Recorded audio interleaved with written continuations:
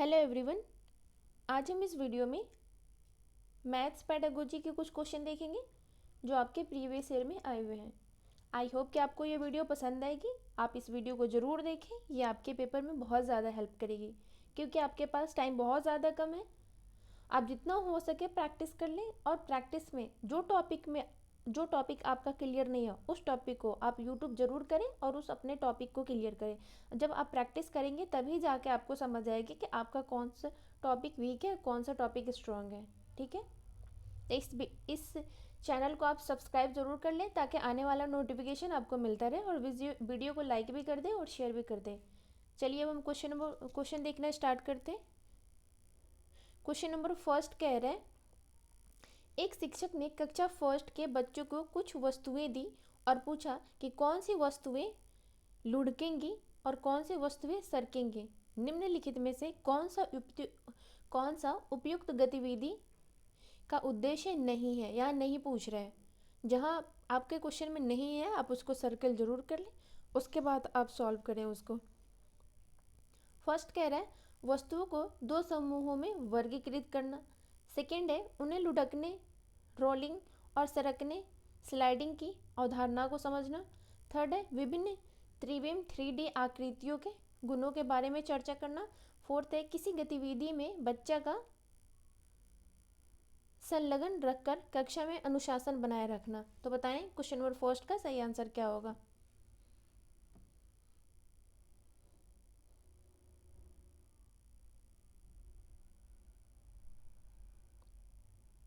Question number first का सही answer हो जाएगा ऑप्शन नंबर 4, किसी गतिविधि में बच्चों को संलग्न रखकर कक्षा में अनुशासन बनाए रखना। यह नहीं पूछ रहा है तो इसका सही आंसर हो जाएगा option number 4। Question number second देखते हैं। बोझ रहित अधिगम को सर्वप्रथम किसमें अवधान मिला। फर्स्ट है कोठारी कमीशन 1964 1966, सेकेंड है राष्ट्रीय शिक्षा नीति 1986, थर्ड है यशपाल समिति 1993, फोर्थ है शिक्षा का अधिकार अधिनियम 2009। तो बताएं 2 का सही आंसर क्या होगा।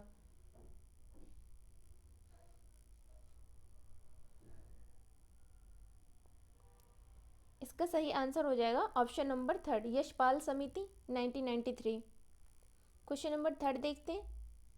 प्राथमिक कक्षा के गणित में टाइल पैटर्न टाइलिंग टेसिलेशन की गतिविधि को शामिल करने की क्या प्रासंगिकता है। फर्स्ट है यह बच्चों का मनोरंजन करता है और व्यस्त रखता है जब शिक्षक शिक्षिका अपना कार्य कर रहे होते हैं। सेकेंड है उच्च स्तरीय गणित में परिकलन की योग्यता के निर्माण में मदद करता है।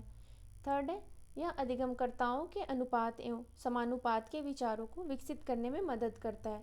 फोर्थ है यह अधिगमकर्ताओं में समतल पृष्ठों के क्षेत्रफल की अवधारणा को समझने में मदद करता है। तो बताएं क्वेश्चन नंबर 3 का सही आंसर क्या होगा।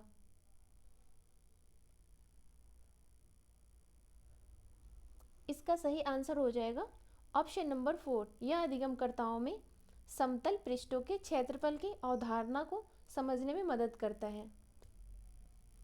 क्वेश्चन नंबर 4 देखते हैं। वैन हेले के ज्यामितीय चिंतन के स्तर के अनुसार विद्यार्थी किस स्तर पर वर्गों को नियमित चतुर्भुज के रूप में पहचानने में सक्षम होंगे। फर्स्ट है दृश्यीकरण, सेकेंड है विश्लेषण, थर्ड है अनौपचारिक निगमन, फोर्थ है औपचारिक निगमन।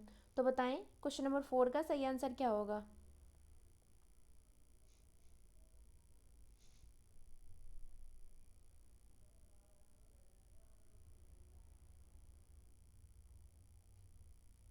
इसका सही आंसर हो जाएगा ऑप्शन नंबर 3 अनौपचारिक निगमन।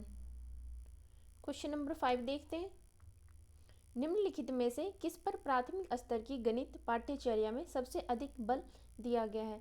फर्स्ट है औपचारिक समस्या समाधान पर, सेकेंड है जिज्ञासा के पोषण पर, थर्ड है मौखिक अधिगम पर, फोर्थ है उत्पाद अभिमुख अधिगम पर। तो बताएं इसका सही आंसर क्या होगा।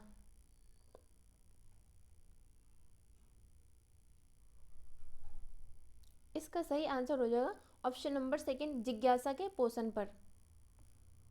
क्वेश्चन नंबर 6 देखते हैं। एक व्यक्ति गणित का उत्तम शिक्षक बनना चाहता है। एक उत्तम गणित शिक्षक बनने के लिए उनमें होना चाहिए, मतलब क्या होना चाहिए उनमें। फर्स्ट कह रहा है अल्प समय में समस्याओं को हल करने की क्षमता। सेकंड है संख्या पद्धति, बीज गणितीय एवं ज्यामितीय को अच्छा ज्ञान। थर्ड है अवधारणात्मक ज्ञान एवं गणितीय विषय वस्तु को वास्तविक जीवन से जोड़ने की क्षमता। फोर्थ है केवल गणित के तथ्यों और सूत्रों का ज्ञान। ऑप्शन नंबर, तो बताएं इसका सही आंसर क्या होगा। हम आपको ये बता दें कि इसका फोर्थ गलत है, बाकी आप बताएं इसका सही आंसर क्या होगा। चलिए आपके लिए इजी कर देते हैं, फर्स्ट भी नहीं होगा। बताएं सेकंड थर्ड में से इसका सही आंसर क्या होगा। आप जहां देख लेंगे वास्तविक जीवन से जोड़ने की क्षमता, जिस ऑप्शन में होगा वो आपका सही आंसर होगा। तो इसका सही आंसर हो जाएगा ऑप्शन नंबर थर्ड, अवधारणात्मक ज्ञान एवं गणितीय वस्तु विषय वस्तु को वास्तविक जीवन से जोड़ने की क्षमता। क्वेश्चन नंबर 7 देखते हैं।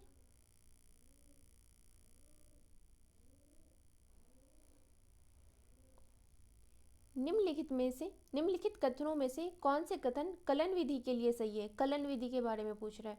फर्स्ट है कलन विधि को हाल ही में कंप्यूटरों के विकास के बाद विकसित किया गया। बी है इसमें तार्किक क्रम के निर्देशों के चरण दर चरण के समुच्चय समाविष्ट है। सी है जब हम कलन विधि का उपयोग करते हैं तब हम समस्याओं को छोटे छोटे चरणों में तोड़ सकते हैं। डी है यह गहन निर्देशों का असंख्य अनुक्रम है जो ठेठ रूप से विशिष्ट समस्याओं के एक वर्ग को हल करने के लिए उपयोग में लाया जाता है। सही विकल्प का चयन कीजिए और बताइए इसका सही आंसर क्या होगा।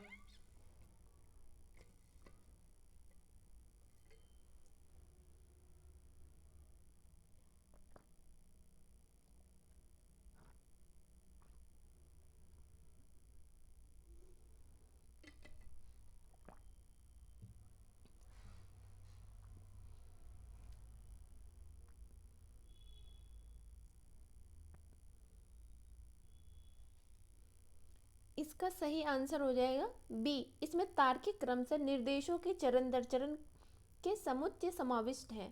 सी है जब हम कलन विधि का उपयोग करते हैं तब हम समस्याओं को छोटे छोटे चरणों में तोड़ सकते हैं। तो इसका सही आंसर हो जाएगा बी और सी। बी और सी किस में है, ऑप्शन नंबर सेकंड में। क्वेश्चन नंबर 8 देखते हैं। निम्नलिखित में से कौन सा घटक विद्यार्थियों में गणित के भय को बढ़ाने में योगदान नहीं करता। यहाँ नहीं पूछ रहा है। फर्स्ट है परीक्षा प्रणाली व्यवस्था, सेकंड है गणित का अमूर्त स्वरूप, थर्ड है जेंडर संबंधी विशिष्ट क्षमताएं, फोर्थ है मानक प्रक्रियाओं पर बल। तो बताएं 8 का सही आंसर क्या होगा।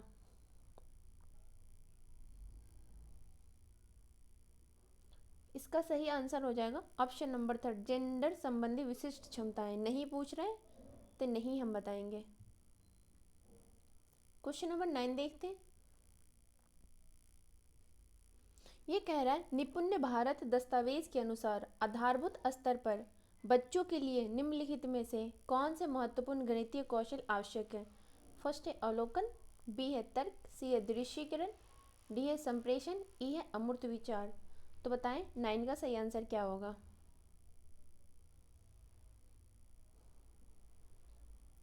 इसका सही आंसर हो जाएगा अवलोकन, तर्क, दृश्यीकरण, संप्रेषण। ए बी सी और डी। ए बी सी और डी किस में है, ऑप्शन नंबर सेकंड में। क्वेश्चन नंबर 10 देखते हैं। संख्या बोध के विकास के लिए सबटाइजेशन एक महत्वपूर्ण पहलू पक्ष है। सबटाइजेशन का अर्थ डैश है। फर्स्ट है वस्तुओं की कुल संख्या ज्ञात करने के लिए दिए गए समुच्चय में वस्तुओं को गिनना। सेकेंड है संपलाव गिनती, स्किप गिनती। थर्ड है सामान्यता, शीघ्रता से देखकर एक समुच्चय में वस्तुओं की संख्या ज्ञात करना। फोर्थ है वस्तुओं की मिलती जुलती विशेषताओं के आधार पर भिन्न भिन्न समूह बनाना। तो बताएं 10 का सही आंसर क्या होगा।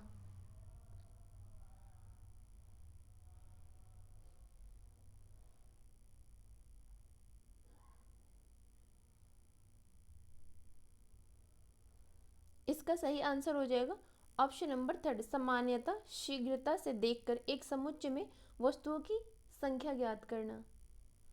क्वेश्चन नंबर 11 देखते हैं। निम्नलिखित में से कौन सा गणित में परियोजना कार्य का उद्देश्य नहीं है, नहीं पूछ रहा है। फर्स्ट है बच्चों को अर्थपूर्ण रूप से सामूहिक कार्य में संलग्न रखना।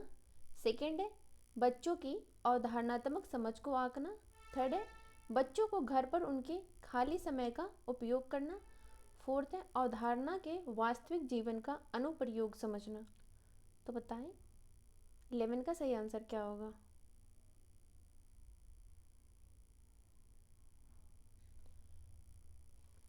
इसका सही आंसर हो जाएगा ऑप्शन नंबर थर्ड। यहाँ नहीं पूछ रहा है, निगेटिव पूछ रहा है, तो हम निगेटिव ही आंसर करेंगे। बच्चों को घर पर उनके खाली समय का उपयोग कराना।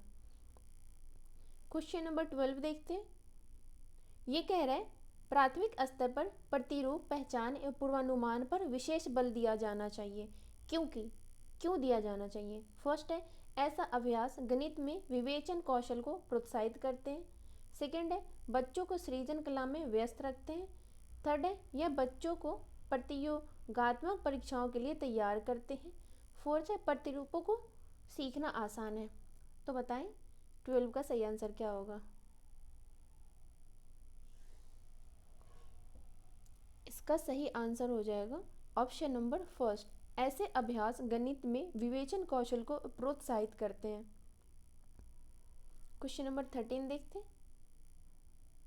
निम्नलिखित में से कौन सा गणितीय चिंतन और अभिकलनीय कंप्यूटेशनल चिंतन के बारे में सही नहीं है, नहीं पूछ रहा है। फर्स्ट है अभिकलनीय कंप्यूटेशनल चिंतन गणितीय घटकों के साथ गणित में समस्या को हल करने तक सीमित है। सेकंड कह रहा है दोनों समस्या समाधान के तरीके हैं। थर्ड कह रहा है दोनों विधियों में अपघटन और एल्गोरिथम डिज़ाइन जैसी प्रक्रियाएं भी शामिल है। फोर्थ है गणित चिंतन और अभिकलनीय कंप्यूटेशनल चिंतन अमूर्त विचारों के साथ काम करने की क्षमता में सहायक हो सकते हैं। तो बताएं इसका सही आंसर क्या होगा 13 का।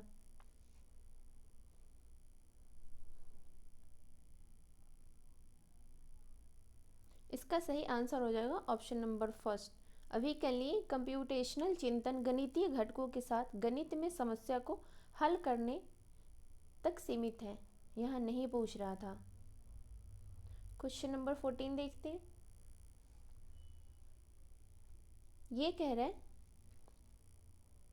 निर्देश के दौरान अधिगम की प्रगति को आंकने के लिए गणित शिक्षा द्वारा निम्नलिखित में से किस आकलन विधि का उपयोग किया जाता है।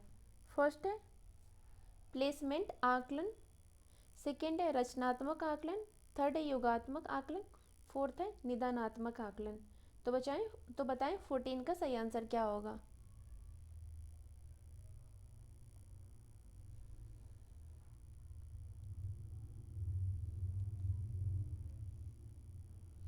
इसका सही आंसर हो जाएगा ऑप्शन नंबर सेकेंड, रचनात्मक आकलन। क्वेश्चन नंबर 15 देखते हैं। कक्षा 5 के विद्यार्थियों से दो भिन्न 3/4 और 2/5 को जोड़ने के लिए कहा गया। तब कई विद्यार्थियों ने उन्हें निम्नलिखित प्रकार से जोड़ा। 3/4 + 2/5 इक्वल टू ऊपर का जोड़ दिया 5, नीचे का जोड़ दिया 9। त्रुटि सुधारने के लिए गणित के एक शिक्षक के रूप में आप विद्यार्थियों का किस प्रकार समर्थन करेंगे। फर्स्ट ऑप्शन है समान समस्याओं का एक कार्य पत्रक विद्यार्थियों को अभ्यास के लिए देकर। सेकेंड है विद्यार्थियों को अपने उन सहपाठियों से उत्तर नकल करने के लिए कहकर जिन्होंने इस प्रश्न का सही उत्तर दिया। थर्ड है भिन्नों को कागज के वृत्ताकार कटआउट द्वारा दर्शाकर यह समझाना कि उन्हें कैसे जोड़ा जाता है। फोर्थ है श्याम पट पर प्रश्न को हल करने की कलन विधि को पुनः समझाकर विद्यार्थियों को उसकी नकल करने के लिए कहना। तो बताएं इसका सही आंसर क्या होगा क्वेश्चन नंबर 15 का। हाँ 15 है।